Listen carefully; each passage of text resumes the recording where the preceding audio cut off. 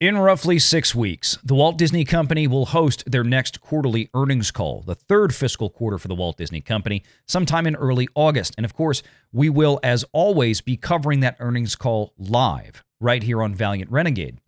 But what I've been saying for the last few months is that at some point, Wall Street is going to start waking up from their slumber. You see, they've been giving Disney a pass for a very long time, and for good reason. Even bumps in the road were often cast off simply because the Walt Disney Company had such a strong last couple of decades that a lot of things could be forgiven. But now, it seems like everything is in trouble to one degree or another. Just recently, a key Wall Street institutional firm decided to downgrade the Walt Disney Company, and that's exactly what we're going to talk about today because that may be a harbinger of even more to come. Here we go.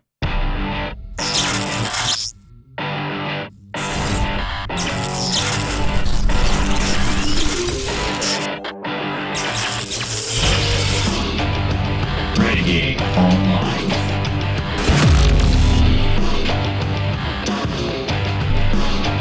Well, folks, welcome back. Another great day here at Valiant Renegade. It's good to see everybody out there once again. And if you are like one of the many folks watching this video, not yet subscribed to this channel, please take a moment and turn that little red subscribe button to gray. Hit that like button, hit that notification bell, share this sucker out on the social medias, and of course, please do leave a comment before you head out the door today. So let's get right into this article, and I'm going to give you some thoughts as I go along. This is a write-up from Investors Observer from the KeyBanc analyst who now, quote, prefers to step aside from Walt Disney Company stock. Now, nobody should make investment decisions based on one analyst, but we do cover the entertainment industry from a business and financial standpoint here, so let's read from the article. On Thursday, Brandon Nispel of KeyBanc downgraded the mass media company, that's the Walt Disney Company, to sector weight. He doesn't have a price objective on it, though. The analyst turned dovish on Disney stock primarily because he sees expectations of its theme parks as too high, particularly considering the tougher comps ahead. Quote, "We prefer to step aside, KeyBanc, acknowledging meaningful uncertainty and wait for further catalysts, as buying the dip in Disney has been a losing trade." Now, what he is saying, his opinion, Mr. Nispel from KeyBanc, is that this notion of Disney being in a slump and picking up the stock while it's on sale has been a losing trade for them. And they don't feel like there's going to be any material change in the near term for them to alter course. Mr. Nispel of KeyBanc also noted that the data for its domestic theme parks was weak for the past 2 months straight. That's April and May. And Nispel expects Disney to report a deceleration in its revenue in the third and fourth quarter relating to the parks.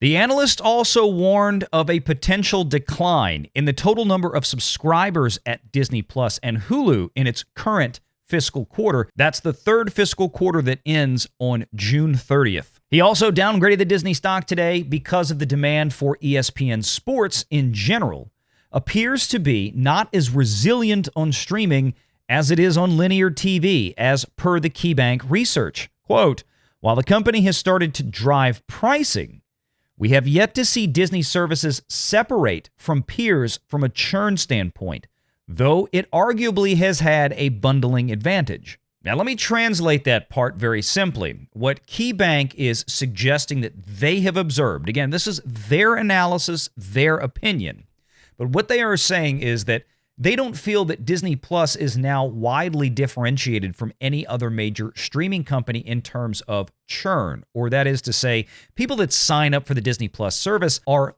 unsigning or leaving at some point shortly after acquiring their subscription. People that want to come in and maybe watch a movie on Disney Plus, catch it, and then bail out. Their churn rate on Disney Plus is apparently, according to KeyBanc, not substantially different from its competitors, say like Netflix or HBO Max. And what's odd about that is that, quite frankly, that was one of the things that Disney always touted, was that they had a comparably lower churn rate than their peer group. Apparently, or at least according to this report from KeyBanc, they seem to see information that is now suggesting otherwise. So you have to ask yourself, what might have changed to precipitate this higher rate of churn? Is it a matter of lower quality content or less content coming to Disney Plus to keep audiences engaged? One may think so. Or is there a new breed of customer coming into Disney Plus now that is only signing up to catch maybe the latest Disney picture that they did not go see in the theaters, pay $7 or $8 to watch it on Disney Plus, and then hop out? Also in this report, Nispel noted that Netflix is, quote, clearly the leader in its direct-to-consumer or DTC space, as Disney Plus and Hulu subscriber growth have stalled, with the analysts expecting a net loss from the U.S. version of Disney Plus. The U.S. version, a net loss, which is exactly what Disney did in the last quarter, losing somewhere around 300,000 core Disney Plus subs in the North American market. And he's not the only one that's taken notice of this. People thought Netflix was dead and gone about a year ago as it stalled and went through its doldrums, but Netflix has very much come roaring back, at least to one degree or another. Now people are looking at Disney as having the same sort of problems, while at the same time not seeing an end in sight to those problems. And you can see here in this article from Benzinga, Netflix rises again while Disney struggles to revive its magic. This was actually published an entire day before the KeyBanc report came out. And before I read, just take note of the variance of these two sub-headlines. Disney is no longer the same.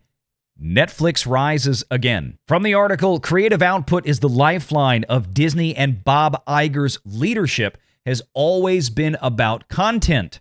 Disney Plus was supposed to be Iger's grand move prior to his departure.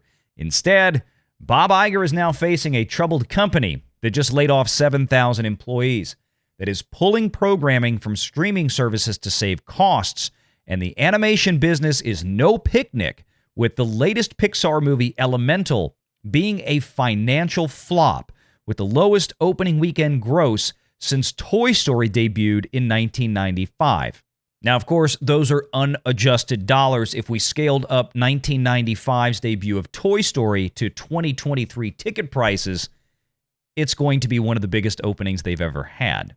Unsurprisingly, shares of Disney are struggling over the last 5 months, but even Iger's legacy is now in question, as there's no clear growth narrative ahead on how Disney aims to restore the magic to its kingdom. And just to give you an idea of what they're talking about, this is a chart of the S&P 500 index, the Dow Jones Industrials, of which the Walt Disney Company is one of the 30 components, and of course Disney itself.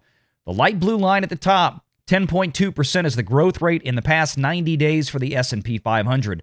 The purple line, the Dow Jones, has grown 4.5%, and the yellow line at the bottom is, you guessed it, the Walt Disney Company, which over the same period has lost 6%. Yeah, investors and analysts are probably none too happy with the Walt Disney Company right now. Now, that doesn't mean it's going to go bankrupt tomorrow or anytime soon. I wouldn't expect that. But it is in some dire straits. And according to their last earnings call, they guided forward into this quarter and potentially future quarters, at least in the near term, that things aren't likely to get terribly better anytime soon. In fact, they could get worse. And that's one of the reasons the Disney price drop has been as sharp as it is since that last earnings call. But the Disney parks have always been a shining spot, but it doesn't seem so right now. And it seems even summer attendance is taking a hit. Meanwhile, competitive areas out there like Universal Studios, for example, right next door in Orlando, Florida, are doing pretty well. And just to make clear the actual concerns that KeyBanc seems to be referencing in terms of park attendance, well, just look at these images. That's Galaxy's Edge in Orlando, Florida, inside of Hollywood Studios at the Walt Disney World Resort. That's in the middle of a Wednesday, on June 28th, as a matter of fact. Those streets are basically empty in what should be peak traffic times for vacationers in the summer. And of course, a quick thanks to our friend Jay over at the Park Hoppin' YouTube channel for sending us these. But KeyBanc may have missed a certain aspect here, and of course that is the Disney box office doldrums, which we've covered in a recent video that was picked up by, well, quite a few national media outlets, and we appreciate each and every one of them for doing so. That's according to a number crunch by prominent YouTuber Valiant Renegade. Given all of this information coming out, you have to wonder if that's not going to daisy chain into a very interesting question and answer session on that early August earnings call for the Walt Disney Company.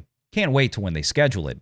We'll be there. Because even all the bad box office news that Disney's had in the past 12 months, is only going to be added to in the next few weeks, I suspect, with a big failure from Indiana Jones and the Dial of Destiny, as is now expected to be a flop by, well, virtually everybody. So let me know what you think about all this in the comments below. Make sure you hit the like and subscribe button, and make sure you stick around for as soon as Disney schedules that next earnings call.